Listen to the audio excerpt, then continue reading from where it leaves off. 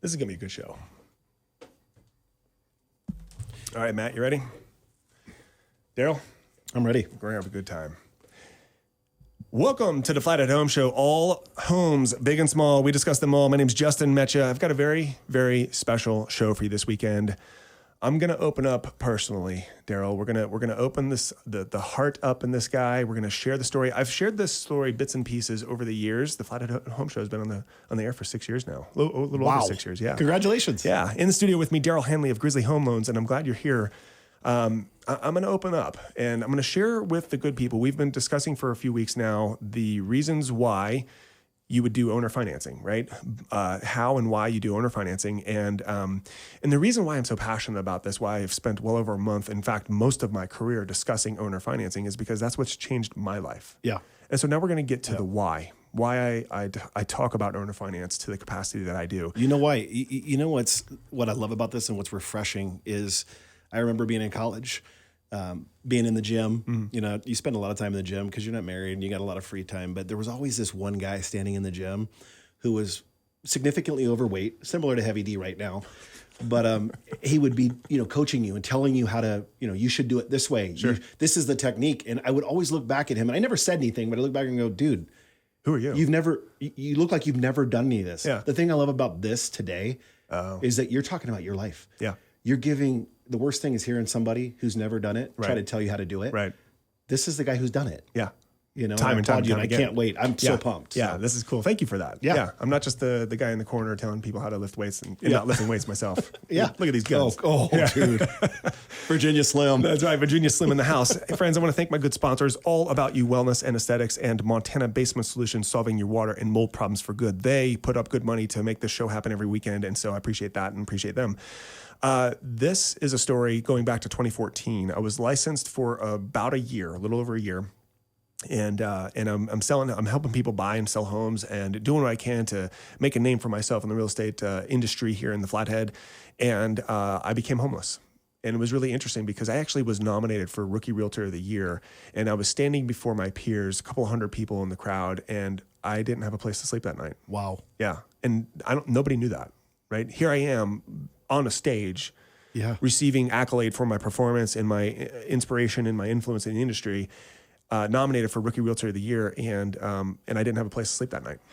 And what had happened, without getting into those details, I was married, and then I wasn't married, and my now ex-wife asked me to leave. We were renting a home together, and my counselor had encouraged me, like, if you push back, because I was like, I have just as much right to that house as she does, and the counselor was like, if you push back, she's just going to go further away, and I didn't want a divorce, so I was working hard to keep that alive, and as a result, it cost me a roof over my head.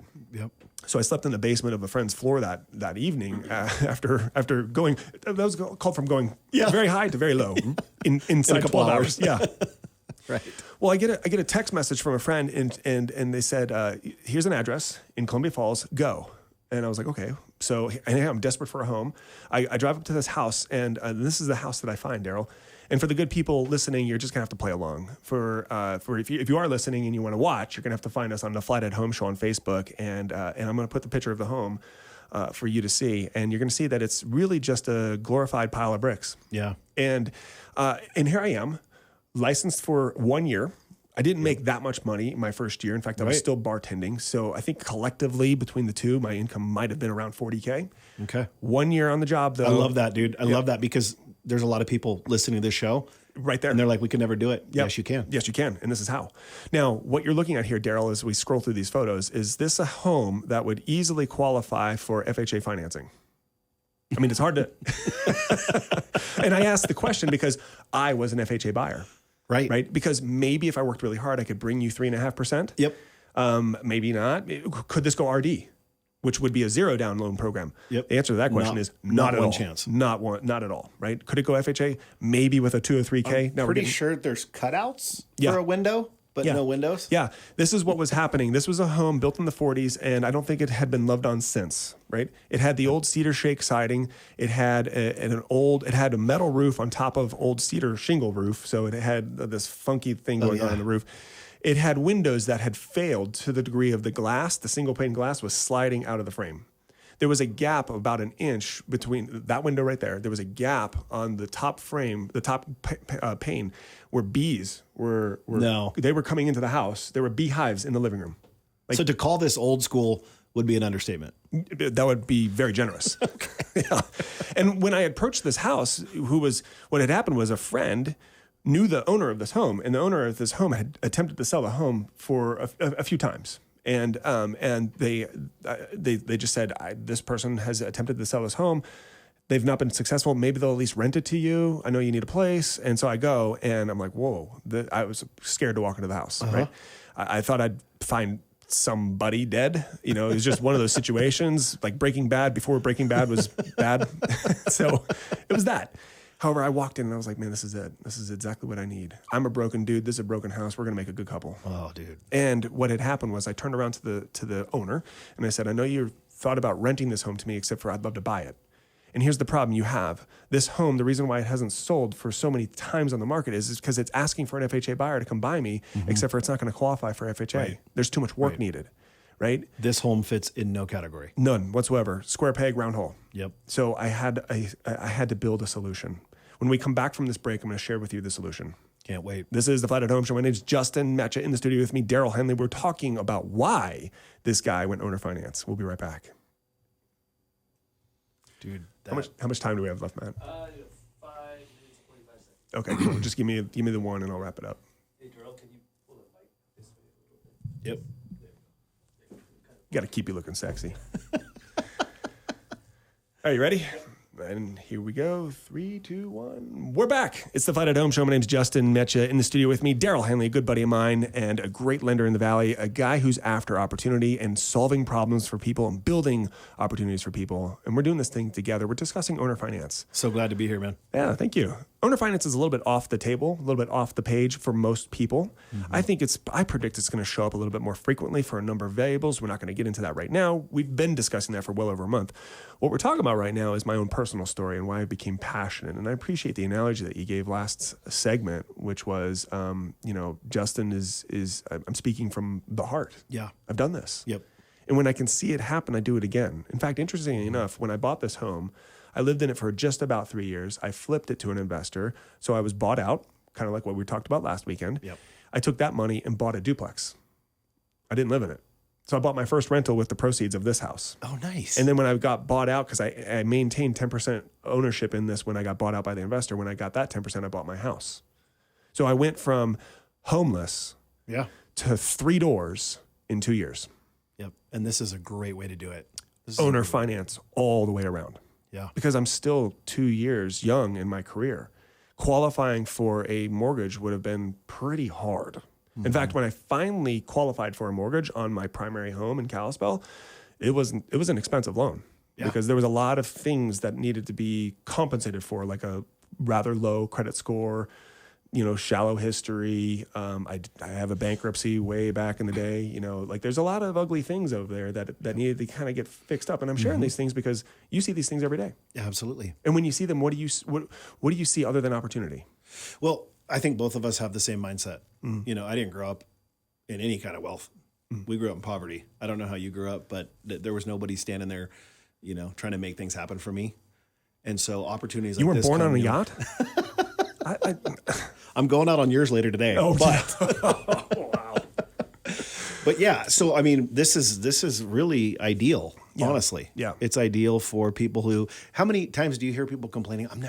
I see it all over social media. I'm never going to. All these people own it. All the elites are buying all this stuff. I'm like, all I hear is excuses. I know.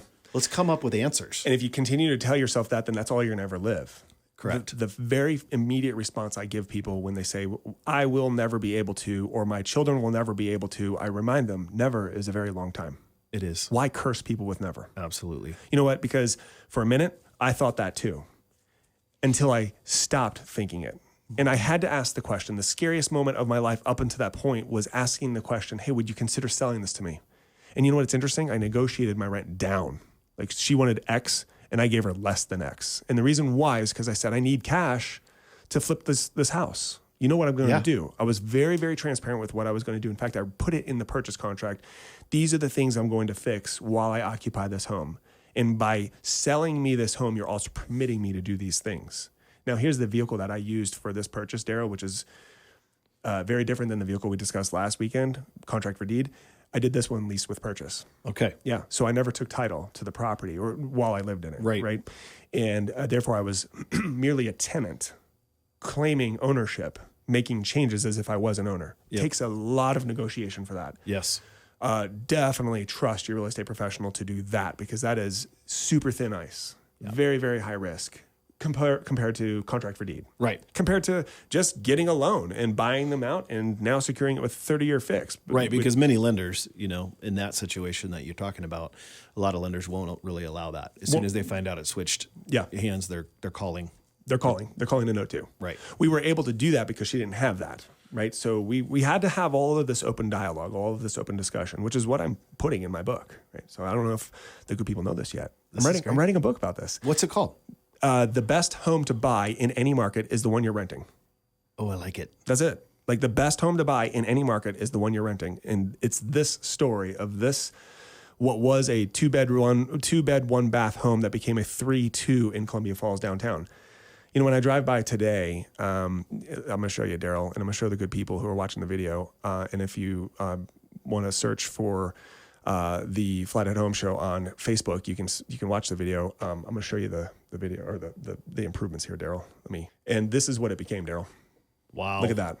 That is a lot of labor of love, sweat, blood, and tears. Yeah. And what was literally going on here is, again, I had my two little kids. They were I think about 6 and 7 at the time, and we were going to school in Kalispell, so I would drive them to school every day. I was a realtor by day and bartender by night, and the bartending money actually flipped this house. Wow! Like I'd buy pieces, piecemeal, piece at a time. Let me ask you this: did you see this? No. When you saw the original? What I saw was a home. Yeah. I didn't know what it would look like. Okay. I knew it was going to look good. Yeah. And it was one of those things where I would tear a wall down and discover bigger problems. Every home flipper knows that story.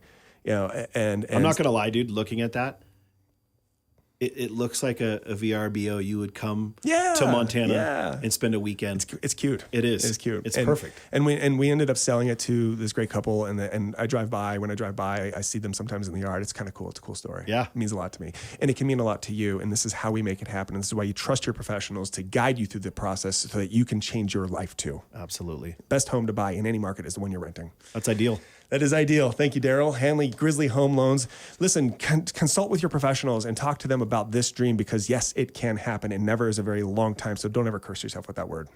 This is the Flathead Home Show. My name is Justin Meccia. This is Darel Handley. Wishing you well, friends. Be safe, be well, have fun. And, of course, as always, hey, Flathead. Welcome home.